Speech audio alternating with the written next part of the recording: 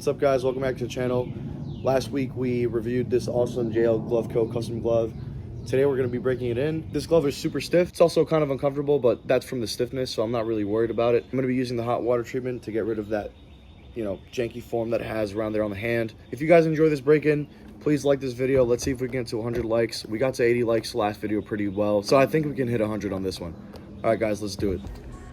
Yo, it is hot as hell today still, because the review video I actually recorded yesterday, but I'm not gonna have this video out for another week, so it's still really hot out. So I'm gonna be recording this in my garage. Oh, look at that. I think like 140 degrees, just about. You don't want anything too hot. You don't want to cook your laces or your leather on your glove. You're gonna need a weight, 7, 8, or 9 pounds. 10 pounds is fine. Just a good weight for pounding your glove. Something to pour the hot water in if you're not doing this outside, which I typically do, but it's just so hot out. A baseball and a mallet. All right, so for the hot water treatment, it's pretty easy to mess this up. The only way that you could really mess it up is if you pour too much water on your glove. So since I want to give this glove like a flared shape with a deep pocket, I'm going to even out that closure right there to make sure it closes like this. And I'm going to make sure that the pinky and the thumb are flared out. So let's pour our water. I want to do this at an angle so that the water drips off and doesn't seep too far into the leather. So as you can see, I'm only doing on the pinky, the thumb, and the palm side because those are the areas that I want to shape the most.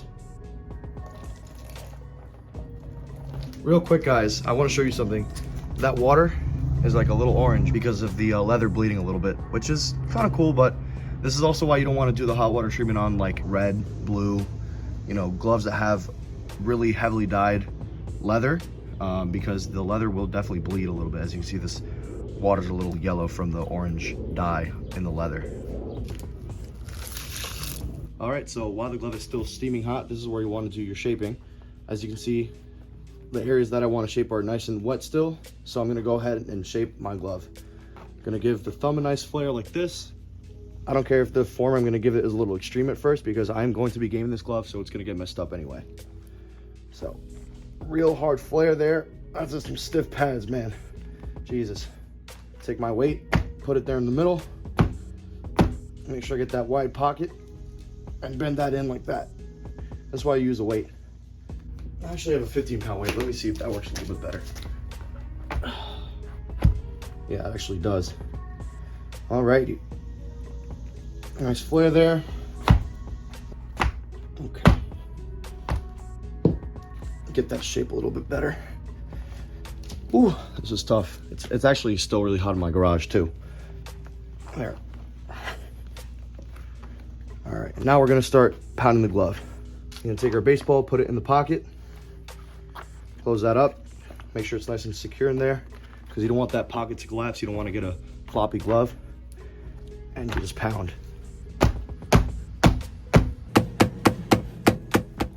Get that break point. Do the same thing on the thumb side, break point.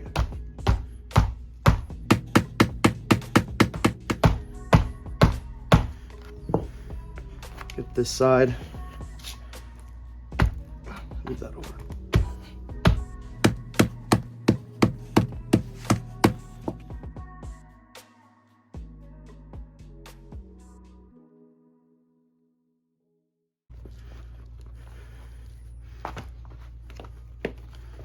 See how that feels. Oh yeah, look at that. I couldn't even squeeze it before. And now I can actually squeeze it. Once that water dries, it's gonna be pretty stiff again, but this is why you wanna go ahead and take advantage of the malleability of the glove and pound it while it's still warm. Yo, I am sweating bullets right now, but here it is so far. The glove is still a little bit wet, so I'm gonna set it out to dry for like maybe an hour, and then I'm gonna come back and pound it with the mallet, throw a baseball in it, do some rollovers, and condition the leather. So I'll see you guys back in like an hour. Time to go sit in the AC. Woo! Alrighty, so I let it dry for an hour, and here's what we got. And that's actually really, really good for the first day of a break-in. I think that's actually the best I've ever done on break-in in a while. There's two things I want to do to the glove before I start playing catch with it, and that is to make sure that it has an even closure here like this, so thumb to pinky, and that the web lays flat against the fingers like that. And I want to replicate the form of my current gamer as best as I can. I know it's gonna be a little bit tricky because it's not the same glove, so it's not gonna break in exactly the same. But something I noticed on my current gamer is that the index finger here curls in a little bit like that way, and it lets the other fingers kind of tuck in behind it, and that kind of helps it get that even closure right there. So what I'm gonna do is I'm gonna loosen the laces on the index finger here and on the pinky so I can have a little bit more flare and have the rest of the fingers tuck into the index finger like that. All right, there we have it. Now that the finger is loose right there, as you can see, it creates like that sort of like a tuck in effect of the other fingers, and it makes the web blade much flatter. All I really need to do now is stretch the lace out in the web, and I'm gonna do that by just doing this a bunch of times so that way the web will lay flat just like how the fingers are laying flat against the web like that. So after that's done, it's gonna be ready for catch. I'd say it's actually ready for catch now, I'm not gonna lie. I just wanna make sure that web is nice and straight like that. So see you in a few.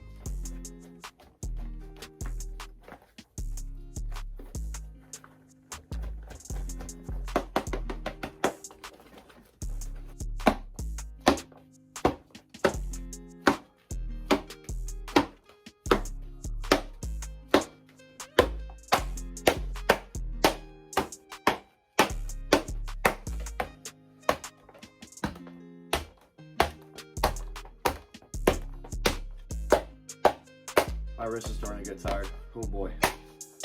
Look at this line, man. That's a classic Yonkers line right there, bro. Look at that.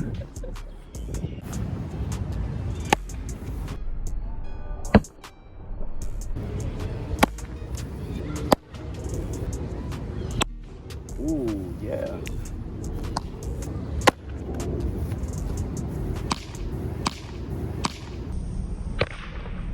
Damn.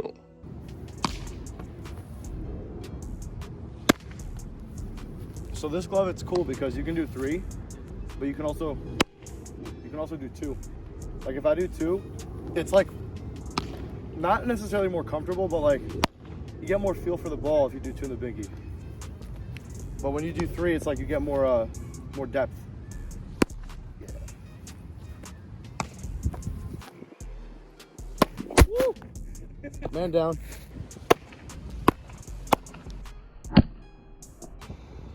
Here's the glove after it's been broken in for a day or 2 days at this point. I loosened the finger here in the index finger, and I tried to make it close as thumb to pinky as possible. But because of the model, I don't think it's gonna happen. I think that most it'll ever close is like that. But I'm honestly okay with that because it has such a wide pocket that whatever it lacks in depth, which it really doesn't, it makes up for how wide the pocket is. So what I was trying to say before I forgot how to speak English was whatever this glove lacks in depth, it makes up for in width. So it's been a day since I played catch with it for the first time, and as you can see, I conditioned it with some Sarna conditioner and some Ball Players Balm conditioner for the color. I gave it a palm stain here with some Neat's foot oil right there in the pocket area, and I think it looks really nice. This glove is awesome, and it's responded really, really well to the conditioner, the break-in, the hot water method, and that form is amazing. What I really like about this glove is that I can go 3 in the pinky, or I can go 2 in the pinky. Like I mentioned when I was playing catch, when I do 3, it's a deeper pocket, but when I do 2, it's more feel on the ball, which is pretty cool. But that pretty much does it for this video, guys. If you enjoyed it, please like and comment. Let me know what you guys want to see in future videos, and please subscribe to the channel. I want to thank JL Glove Co. for making this glove